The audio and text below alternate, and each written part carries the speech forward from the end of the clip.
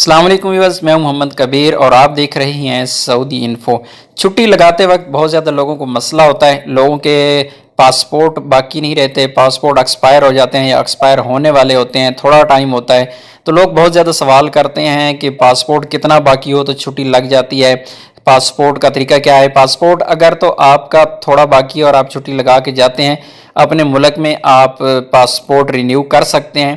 اس کا کیا طریقہ کار ہے وہ ویڈیو کا لنک میں ڈسکرپشن میں دے دوں گا، آپ وہاں پر جا کر دیکھ سکیں گے۔ ایک سعودی شخص نے پاسپورٹ آفس سے سوال کیا، جوازات سے سوال کیا، لدئی خادمہ بنگلہ دیشیہ باغی علی جوازہ 10 ایام حل استطیع استخراج تاشیرہ ذہاب وعودہ۔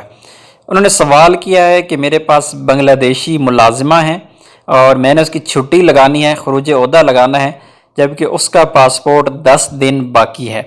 تو اس کے جواب میں جوازات نے کہا، مرحبا بک، التعلیمات تشترط ان تکون صلاحیہ جواز السفر اکثر من 3 شہور لتمکن من اصدار خروج عہدہ۔